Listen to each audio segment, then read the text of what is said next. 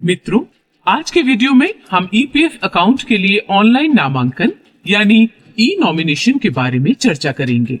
ई नामांकन की जरूरत इसलिए है ताकि सदस्य की दुर्भाग्यपूर्ण मृत्यु की स्थिति में उसका पीएफ, बीमा और पेंशन उसके उचित उत्तराधिकारी को बिना किसी विवाद के शीघ्र मिल जाए। ई नॉमिनेशन के लाभ। सदस्य के ई नॉमिनेशन फाइल करने से उसके नामांकित व्यक्ति ऑनलाइन क्लेम फाइल कर सकते हैं। दावा ऑनलाइन होने के कारण भुगतान शीघ्रता से होता है।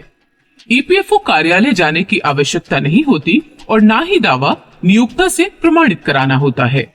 ई नॉमिनेशन के लिए आवश्यक है कि सदस्य के पास आधार से जुड़ा यूएएन, आधार से जुड़ा मोबाइल नंबर, सदस्य के प्रोफाइल में उसका फोटो और पता दर्ज हो, नामांकित किए जाने वाले परिजन का आधार, बैंक अकाउंट और फोटो उपलब्ध हो।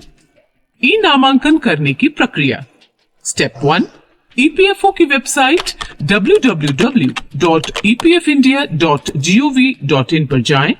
सर्विसेज टैब में फॉर एम्प्लॉइज ऑप्शन में जाएं। मेंबर UAN/ऑनलाइन सर्विस पर क्लिक करें। आपके सामने मेंबर ई सेवा पोर्टल यानी यूनिफाइड मेंबर पोर्टल खुल जाएगा। स्टेप 2, मेंबर यूनिफाइड पोर्टल में लॉग इन करें।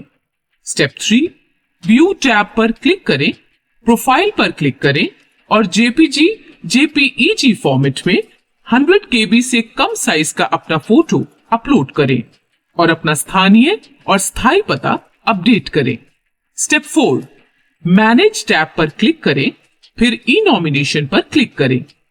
स्टेप 5, स्क्रीन पर दिए गए विवरण की सावधानी पूर्वक जांच करें और सही होने पर प्रोसीड बटन पर क्लिक करें।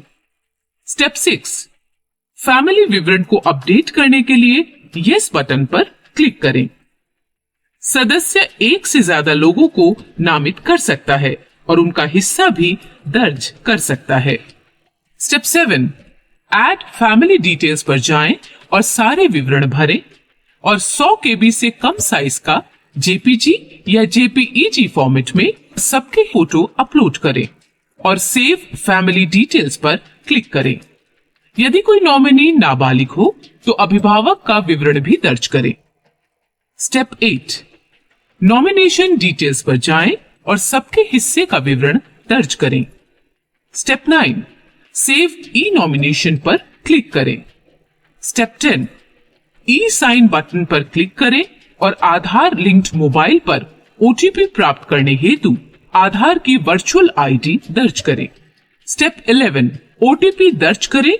ऐसा करते ही आपका ई नॉमिनेशन जमा हो जाएगा। आइए अब जानते हैं कि एक सदस्य ईपीएफ, पेंशन और बीमा योजना के लिए किसे नामांकित कर सकता है। यदि सदस्य अविवाहित है तो वो ईपीएफ और बीमा योजना के अंतर्गत माता पिता को नामित कर सकता है और नामितों के बीच हिस्सा भी बांट सकता है। पेंशन योजना के अंतर्गत माता पिता या किसी अन्य व्यक्ति को नामित कर सकता है। यदि उसके परिवार में कोई नहीं है तो पीएफ और बीमा के लिए वो किसी भी व्यक्ति अथवा संस्था को नामांकित कर सकता है, किंतु पेंशन के लिए किसी संस्था को नामांकित नहीं कर सकता, केवल व्यक्ति को ही नामांकित कर सकता है। यदि सदस्य विवाहित है तो पुरुष सदस्य ईपीएफ और बीमा के लिए इनमें से किसी को भी नामित कर सकता है। पत्नी, बच्चे, विवाहित या अविवाहित, आश्रित माता पिता, मृत पुत्र की विधवा और बच्चे। पेंशन के लिए केवल पत्नी, पुत्र या पुत्री को ही नामित कर सकता है। विधिक रूप से गोद लिए गए बच्चे को भी नामित किया जा सकता है। स्त्री सदस्य पीएफ और बीमा के लिए इनमें से किसी को भी नामित कर सकती हैं।